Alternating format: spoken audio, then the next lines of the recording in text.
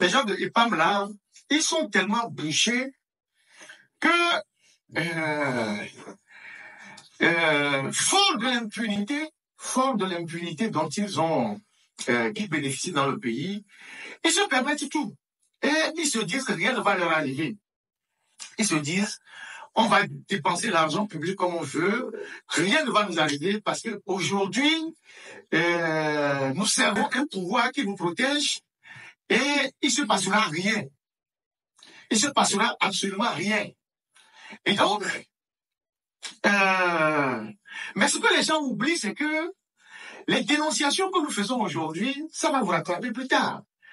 Que vous ne faites pas, ça va vous rattraper. Si vous prenez des libertés avec l'argent public, vous êtes une directrice de l'épargne, vous êtes commissaire de police, on connaît votre salaire, et vous prenez de l'argent de l'épargne pour faire des réalisations, des appartements meublés, vous achetez des terrains, vous construisez des bâtiments à Lomé, à Palimé, un peu partout. Demain, quand ceux qui vous protègent aujourd'hui ne seront plus là, on vous demandera des comptes. Donc, vous avez beau dire aujourd'hui que vous vous en foutez. Salut Zaga, merci d'être là. Vous vous en foutez de ce que ce journaliste raconte. Vous ramassez de l'argent, vous ramassez comme vous voulez, mais sachez que demain, tout ce que nous dénonçons là, ça va vous rattraper. C'est d'ailleurs pourquoi la loi a dit que tous ceux qui ont des postes de responsabilité au niveau de l'administration doivent déclarer leurs biens. C'est pour ça que la loi nous dit. Et donc, vous dites que oui, que l'épargne, c'est une vache à lait, vous servez comme vous voulez, au détriment des femmes, au détriment de ceux pour qui vous devez créer un environnement, c'est pas, pour pouvoir travailler. Et vous servez. Écoutez-moi très bien. Au mois de décembre, je vous ai dit ici, combien les gens de l'EPAM se sont partagés comme prime de jetons de présence pour les conseils d'administration, depuis le ministre jusqu'à, j'ai donné les montants. Et ils se sont partagés beaucoup de montants. Depuis janvier, ils se sont encore partagés 29 millions. Prime d'incitation, ils appellent ça eux-mêmes prime d'incitation. Ils se sont partagés 29 millions. Donc, et quand on cet argent, ils le tiennent d'où? Parce que l'épargne ne produit pas de l'argent. L'épargne, c'est pas une entreprise qui produit de l'argent. Ils ont juste des tickets. Et ils vont, avec les tickets, ils vont prendre de l'argent chez les femmes au marché. C'est des gens qui vont au marché avec un bout de papier en main et ils récoltent de l'argent. Normalement, ils devraient investir cet argent-là dans le marché pour créer de bonnes conditions pour que les femmes aient de la place pour vendre. Mais cet argent, dès qu'ils le ramassent, ils se partagent entre eux. Ils achètent de nouvelles voitures, ils ont les bons de carburant, ils vont donner l'argent. Ils vont donner de l'argent aux officiers, à nos chefs hiérarchiques, ils mouillent tout le monde.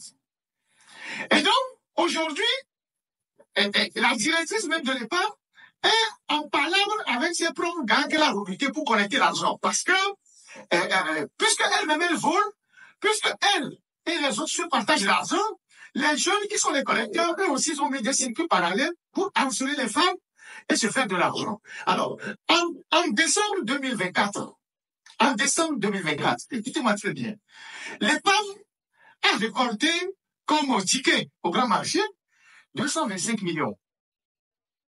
Décembre 2024, ils ont eu une rentrée de 225 millions. Décembre 2024, le seul mois de décembre, ils ont eu une rentrée de 225 millions.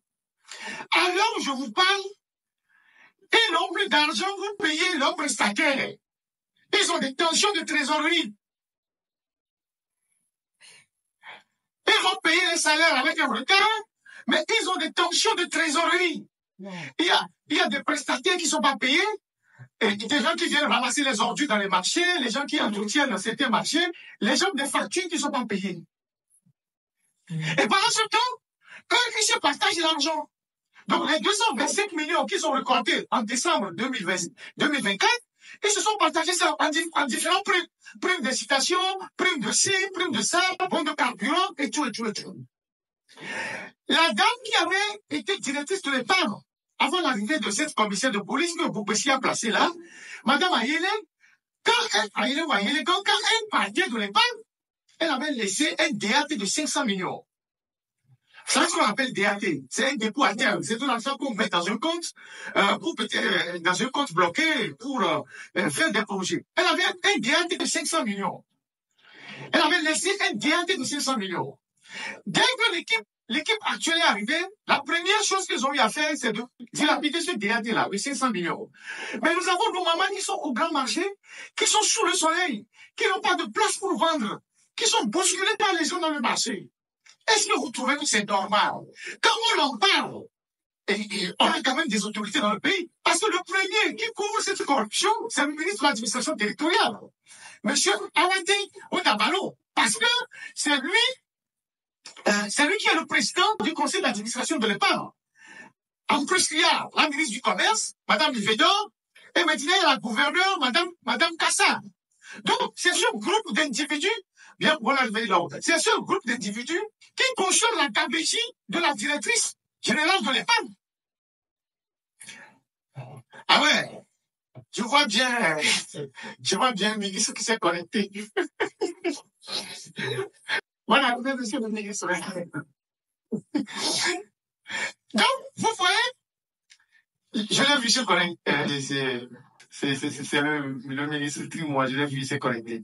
Et donc, vous voyez, c'est le ministre de l'administration territoriale qui cautionne toute cette garbégie au grand marché. Et donc, des gens qui ont récolté 225 millions en décembre, et ils ne font aucun investissement. Ils ne produisent pas de l'argent. L'épargne, ce n'est pas des gens qui produisent de l'argent. C'est des gens qui ont juste un bout de papier, comme des tickets, et ils vont chez les femmes collecter de l'argent. Donc, chaque jour, il y a de l'argent qui rentre dans les caisses de l'épargne. Et donc, normalement, si cet argent était bien géré, on peut le mettre dans des comptes bancaires, et puis après, on fait des prêts pour moderniser le marché. Donc, eux, ils se partagent l'argent comme un butin de guerre. Chaque mois, ils se partagent l'argent, les bons d'essence, les voitures, les avantages, tout.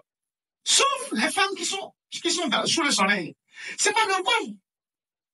Donc, ils ont eu 225 millions en décembre, et aujourd'hui, nous sommes début mars, ils ont des tensions de trésorerie. Et il faut auditer les parts, et le plus rapidement possible. Moi, je le dis toujours, que ce dossier-là, je ne le lâcherai pas. Jusqu'à ce qu'on nous mette de l'ordre dans les parts, et que nos mamans qui sont au grand marché travaillent dans de bonnes conditions. Vous avez vu les boutiques qu'ils ont conçues là? Les boutiques qu'ils ont conçues à l'ancienne gare routière, là où il y avait le commissariat.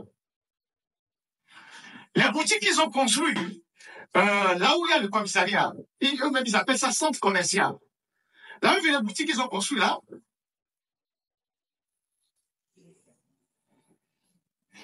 à côté, au Carrefour, là-bas, ils ont construit des boutiques pour aller vers l'école primaire qui est, voilà. Les boutiques qu'ils ont construites là, ils ont construit l'immeuble là, ça fait au moins 800 boutiques. 800 boutiques. C'est des barons du régime qui ont occupé le terrain, beaucoup qui ont mis de l'argent dedans. 800 boutiques. Et vous savez combien de boutiques les Togolais ont pu avoir dans ce complexe-là? 81 boutiques. Les Togolais n'ont eu que 81 boutiques sur les 800 boutiques. Et c'est à 500 000 francs par mois. Les Togolais n'ont eu que 81 boutiques sur les 800 boutiques dans ce complexe-là. Les Togolais n'ont eu que 81 boutiques. Où est notre patriotisme? On a pris le terrain de l'État pour construire des boutiques et les Togolais n'en bénéficient pas. Les Togolais n'en bénéficient pas. On a pris le terrain de l'État parce que c'est un domaine de l'État pour construire un centre commercial et ce sont les gens qui viennent de l'extérieur qui ont eu la majorité des boutiques. Sur les 800 boutiques, il y a comme 81 boutiques que les Togolais ont pu avoir. Parce qu'ils ont augmenté les frais de location, et comme les Togolais n'ont pas d'argent, ils ont donné ça aux étrangers. Et ça, c'est depuis tout le réseau autour de l'épargne qui organise ça.